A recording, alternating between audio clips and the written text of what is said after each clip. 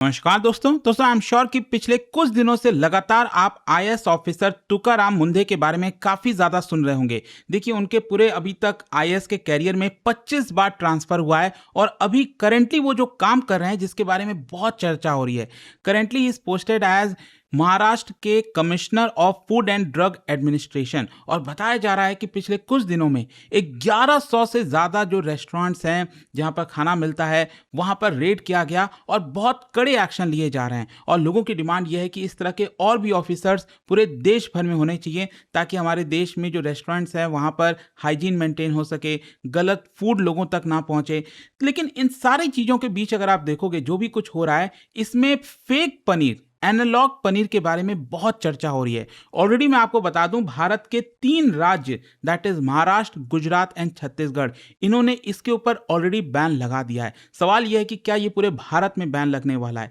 तो इसको डिटेल से समझेंगे कि एग्जैक्टली ये एनालॉग पनीर, फेक पनीर होता क्या है, क्या ये इलीगल है, क्योंकि अगर हम फेक पनीर इसको कह रहे हैं तो सरकार इसको बैन क्यों नहीं कर देती कंप्लीटली, क्या है आखिरकार ये और आगे क्या हो सकता है। चलिए शुरुआत करते हैं, लेकिन उससे पहले आप सबको बता दूं, आप में से जो भी लोग यूपीएससी की तैयारी कर रहे हैं स्टडी आईक्यू के साथ जुड़िए। हमारा नया बैच बहुत जल्द स्टार्ट हो रहा है जिसके अंदर प्रीलिम से लेकर इंटरव्यू तक पूरी तैयारी हम आपको कराते हैं। यहाँ पर मेंटरशिप, टेस्ट सीरीज, सब कुछ आपको मिलेगा। अगर आपको कोई डाउट है, बैच को लेकर प्रॉब्लम है, तो ये फोन नंबर दिया है 0924002329 इस पे कॉल करिए, मेरी टीम आपको गाइड कर देगी। And use this code Ankit live, link comment section में दिया हुआ है मैक्सिमम डिस्काउंट के लिए। चलिए शुरुआत करते हैं। सबसे पहले देखते हैं कि हुआ क्या।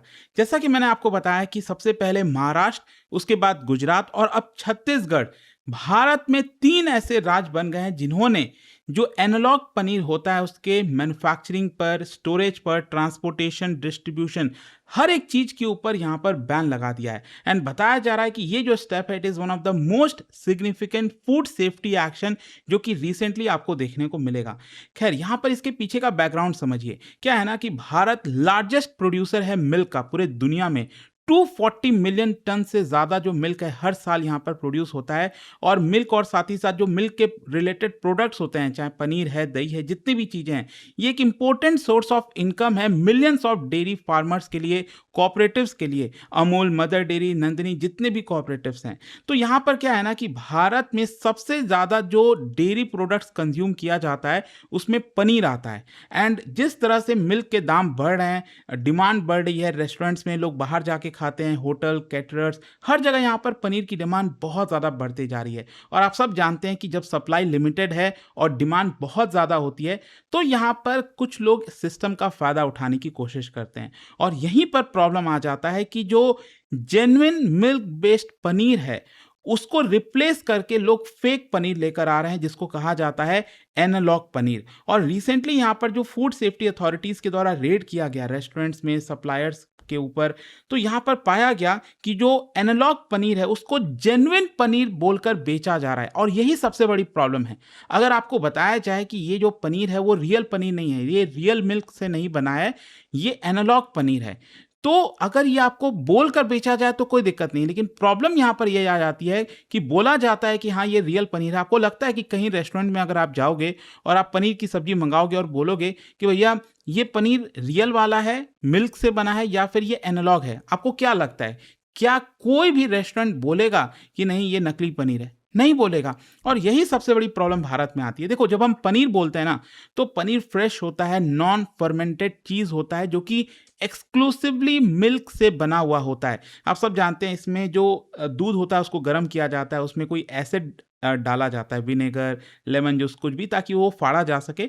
और यहाँ पर जो कर्ड है उसको वे से सेपरेट किया जाता है और अल्टीमेटली इसको प्रेस करके इस तरह का जो ब्लॉक है पनीर का वो मिल जाता है। और देखो, मैं तो सच बताऊं, पिछले घर में जैसे मतलब इसके बारे में जब पता चला कि इस तरह की चीज़ें होती हैं तो मैं तो घर में पिछले 2 साल से घर में ही पनीर बनवाता हूँ। मतलब बाहर से अब कंप्लीटली बैन कर दिया। हाँ, बाहर खाने वाने जाते हैं तो maybe I don't know, मतलब कितनी बार मैंने भी फेक पनीर खाया होगा, आपने कितना खाया होगा, पता भी नहीं है हमें। और ये बड़ी प्रॉब्लम हो जाती है। खैर, यहाँ पर जो फाइनल प्रोडक्ट है, ये जो पनीर होता है, इसके अंदर मिल्क प्रोटीन होता है। सबसे बड़ा मतलब जो वेजिटेरियन डाइट लेते हैं उनके लिए पनीर जो है वो सबसे बड़ा सोर्स बन जाता है प्रोटीन का। फिर मिल्क फैट भी है इसके अंदर, कैल्शियम है, फॉस्फोरस है, बहुत हेल्दी होता है। ध्यान रखिएगा, इसमें कोई वेजिटेबल ऑयल या फिर स्टार्च नहीं होता है। इसी को हम पनीर, प्योर पनीर आप कहिए तो कह सकते हैं। लेकिन क्वेश्चन ये है कि एनालॉग पनीर फिर क्या है? देखो, एनालॉग बेसिकली बहुत ज़्यादा प्रोसेस्ड फूड होता है। मतलब हमें दिखता पनीर जैसा है, देखने में, टेक्सचर में, कुकिंग प्रॉपर्टीज़ में पनीर जैसा होता है, लेकिन एक्चुअल में वो फ्रेश दूध से नहीं बना हुआ होता है। यहाँ पर जो मैन्युफैक्चर करते हैं एनालॉग पनीर का, वो basically vegetable oil, specially palm oil. और मैं आपको बता दूं, पाम ऑयल तो बहुत पॉपुलर है हमारे देश में। इतना नुकसान करता है ना, मतलब क्या ही बताया जाए।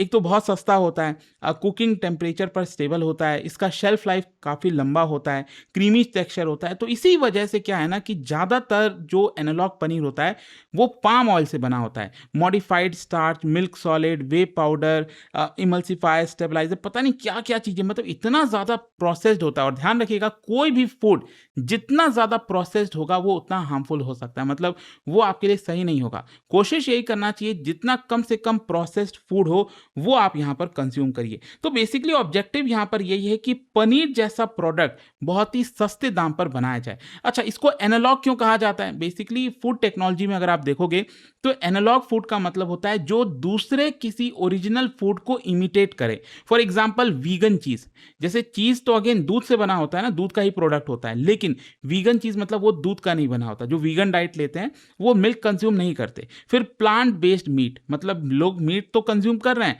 लेकिन वो एक्चुअल एनिमल का मीट नहीं है, वो प्लांट बेस्ड मीट है, तो वो एनालॉग कैटेगरी में आ जाएगा। आर्टिफिशियल बटर, कॉफी क्रीमर्स, इस तरह की चीजें।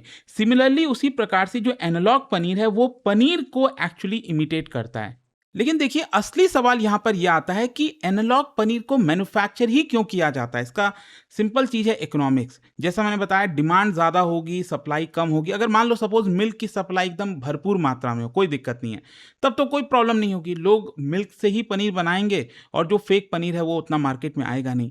यहाँ पर मिल्क की जो सप्लाई है वो लिमिटेड है, तो इसमें हो क्या रहा है कि 1 किलो अगर आपको रियल पनीर बनाना है तो कम से कम 8 से 10 लीटर मिल्क उसमें लगेगा। और सोचिए, अगर 70 रुपए लीटर मिल्क चल रहा है तो 700 रुपए तक लग जाएंगे। 500 से 700 रुपए आपका खर्च होगा 1 किलो पनीर बनाने में ना। जस्ट इमेजिन, अगर आप एनालॉग पनीर ये 200 से 250 में बना दो तो आजकल लोग इसका फायदा उठाएंगे कि नहीं? तो यही प्रॉब्लम हो जाता है कि एनालॉग पनीर में सस्ता वेजिटेबल ऑयल वगैरह यूज होता है, जिसकी वजह से ये बहुत ही सस्ते दाम पर 200 से 250 रुपए में 1 किलो पनीर बन जाता है। और प्रॉब्लम यहाँ पर यही आ जाती है कि जो मैन्युफैक्चरर हैं वो इसको जेन्युइन पनीर बोलकर बेचने लगते हैं। अब क्वेश्चन ये है कि क्या एनालॉग पनीर इलीगल है? क्या भारत में ये नहीं बिकना चाहिए? मतलब कानून क्या कहता है कि क्या एनालॉग पनीर बेचना इलीगल है? नहीं।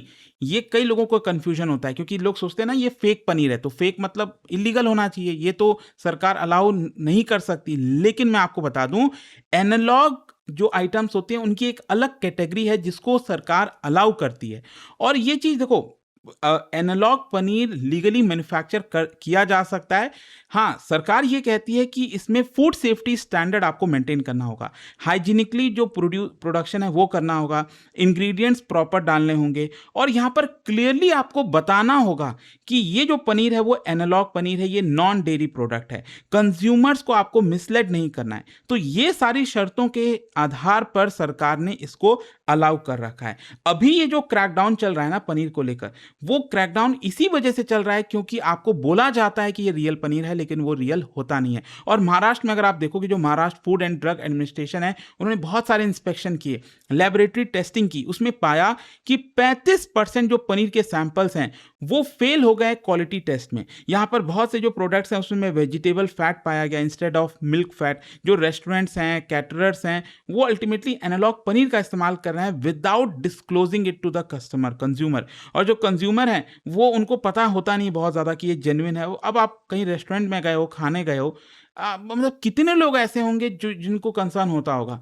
उनको तो बस स्वाद चाहिए कि भाई हम एंजॉय करने हैं। आप कौन उसको बैठ कर टेस्ट करेगा? और देखो, इतना आसान भी नहीं है टेस्टिंग। आजकल सोशल मीडिया वगैरह पर मैं देख रहा हूँ कि पता नहीं लोग कुछ भी, मतलब ये कर दो, आयोडीन डाल दो, ये कर, इतना आसान नहीं होता। अल्टीमेटली जो रियल टेस्ट होता है ना वो आप लेबोरेटरी में ही पता लगा सकते हो, इतनी चीज़ें आसान हो नहीं पाती। तो इसी की वजह से यहाँ पर बेसिकली महाराष्ट्र ने 1 साल का बैन लगाया। ये परमानेंट बैन नहीं है, बेसिकली महाराष्ट्र ये कह रहा है कि देखिए अभी इसको लेकर बहुत धोखाधड़ी चल रही है। हम चाहते हैं कि इसकी जो सप्लाई है उसको रोका जाए और इसीलिए हमने 1 साल के ऊपर एनालॉग पनीर पर बैन लगाया है। अच्छा, गुजरात ने भी डिसीजन लिया महाराष्ट्र को देखते हुए। गुजरात आप सब जानते हैं काफ़ी बड़ा प्रोड्यूसर है मिल्क का। तो यहाँ पर एनालॉग पनीर में जो धोखाधड़ी चल रही है कंज्यूमर को प्रोटेक्ट करने के लिए, फूड सेफ्टी को देखते हुए गुजरात ने बैन लगा दिया। अब इसका हेल्थ रिस्क क्या है? देखो, अगर एनालॉग पनीर, मैं ये नहीं कह रहा हूँ कि एनालॉग पनीर जहरीला है, वो पॉइजनस है, ऐसा बात नहीं है। अगर उसमें सही आइटम डले, मतलब प्रॉब्लम ये आ जाती है ना कि आप पुअर क्वालिटी का ऑयल इस्तेमाल कर रहे हो एनालॉग पनीर बनाने के लिए, तब तो ये प्रॉब्लमेटिक होगा। आप हाइजीन मेंटेन नहीं कर रहे हैं, आप ऐसे इंग्रेडिएंट का इस्तेमाल कर रहे हैं जो सरकार ने अप्रूव नहीं किया है, तो वो प्रॉब्लम हो जाती है। पॉसिबल कंसर्न क्या है? एक तो ये है कि आप सोच कर ये खा रहे हो कि रियल पनीर है, आपको लग रहा है आपको प्रोटीन जा रहा है, लेकिन एक्चुअल में आपको प्रोटीन तो मिल नहीं रहा है इससे। फिर यहाँ पर रिफाइंड फैट इंटेक बहुत ज़्यादा, मैंने आपको बताया पाम ऑयल लोग कंज्यूम कर रहे हैं, जिसकी वजह से सैचुरेटेड फैट कंटेंट आपके बॉडी में बहुत ज़्यादा जा रहा है। फिर कैल्शियम आपको मिल नहीं रहा, आप सोच रहे हो कैल्शियम मिलेगा, इससे मिल नहीं रहा। एडिटिव्स इसमें बहुत सारे डाले जाते हैं जिसकी वजह से प्रोसेसिंग करनी पड़ती है। एंड यहाँ पर मिसलीडिंग, जो न्यूट्रिशन है वो आपको मिसलेड करके बेचा जा रहा है। तो ये कंसर्न है आपके हेल्थ के ऊपर। और जैसा मैंने आपको बताया कि लोग कहते हैं ना कि एनालॉग पनीर को टेस्ट कर लो, घर पे ही ऐसे ऐसे टेस्ट कर लो, कुछ हद तक ही आप चीज़ों को कर सकते हो, लेकिन रियल जो टेस्ट है, रियल उसके बारे में आपको प्रॉपर लैब में ही पता लग सकता है, जिसको अगेन हर किसी के लिए कराना आसान नहीं है। खैर, यहाँ पर अब कंज्यूमर राइट्स का बात आ जाता है। देखो, कंट्रोवर्सी इसीलिए आ रही है कि हमें कंज्यूमर को प्रोटेक्ट करना है। अगर कंज्यूमर पनीर ऑर्डर कर रहा है, वो यही सोचकर कर रहा है कि वो रियल पनीर, और वो पैसा भी उसी हिसाब से दे रहा है, तो कंज्यूमर जब डेयरी प्रोडक्ट के वाला जो पनीर के लिए पैसा दे रहा है, तो उसको सस्ता क्यों मिल रहा है? ये सबसे बड़ा प्रॉब्लम है। और देखो, यहाँ पर डेयरी फार्मर्स का भी सवाल आ जाता है। जैसे मान लो अगर देश में हर कोई अगर एनालॉग पनीर ही बनाने लग जाए, उसको बेचने लग जाए, तो बेचारे जो फार्मर्स हैं, अब उनका जो मिल्क की जो सप्लाई कर रहे हैं उसकी डिमांड तो कम हो जाएगी, और उसकी वजह से डायरेक्टली उनके इनकम के ऊपर खतरा आएगा, तो ये प्रॉब्लम होगा। अच्छा, क्वेश्चन ये है कि देखो, अभी तक हम बात की स्टेट लेवल पर, महाराष्ट्र, गुजरात, छत्तीसगढ़, इन्होंने बैन लगाया।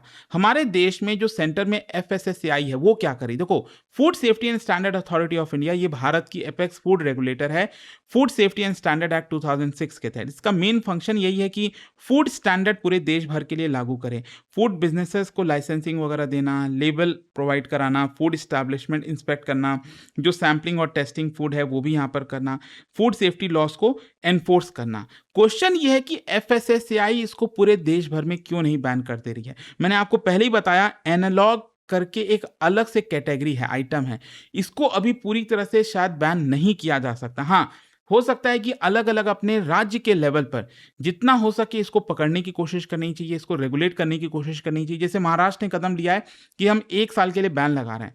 देखो, अल्टीमेटली कोशिश ये है ना कि जब आप कोई भी आइटम खाओ तो आपको पता होना चाहिए कि आप क्या खा रहे हो। आप रेस्टोरेंट में जा रहे हैं, आप पनीर की सब्जी ऑर्डर कर रहे हैं, तो उसमें लिखा होना चाहिए कि जो पनीर है वो एनालॉग पनीर से बना है। अगर वो नहीं लिखा है तो मतलब वो रियल पनीर होना चाहिए। So that is the main thing. अब देखते हैं अल्टीमेटली और देश के अलग अलग कितने राज्य इसके ऊपर बैन लगाते हैं या फिर नहीं लगाते हैं। बट आई होप कि इस वीडियो से आपको जो भी क्लैरिटी चाहिए थी, जो भी इशू था पनीर को लेकर, वो अब समझ में आ गया होगा। और जाने से पहले एक बहुत ही इंटरेस्टिंग क्वेश्चन, क्या बता सकते हो इनमें से कौन सा सीरियल ऐसा है जो कि नेचुरली ग्लूटेन फ्री है? ये 4 ऑप्शन है और इसका राइट आंसर आप सब जानते हैं, मेरे इंस्टाग्राम पर तो मिलेगा ही, वहां पर अगर आप नहीं हो कोई बात नहीं, टेलीग्राम से ले सकते हैं इसका सही उत्तर। और दोस्तों, जैसा मैंने आपको बताया, अगर आप यूपीएससी की तैयारी कर रहे हैं, स्टडी आईक्यू के साथ जुड़िए। यहाँ पर प्रीलिम से लेकर इंटरव्यू तक पूरी तैयारी आपको कराई जाएगी। मेंटरशिप, टेस्ट सीरीज, रिवीजन, सब कुछ आपको मिलता है। इनफैक्ट 18 बुक्स का पूरा सेट आपके घर पर भेजा जाता है। प्रीलिम्स क्रैक करने पर पूरा फी भी रिफंड कर दिया जाता है। अगर आपको कोई डाउट है, प्रॉब्लम है, ये फोन नंबर दिया है, इस पर कॉल करिए, मेरी टीम आपको गाइड कर देगी। Use this code Ankit live maximum discount के लिए। स्टडी IQ IAS, आपका सिलेक्शन हमारा मिशन।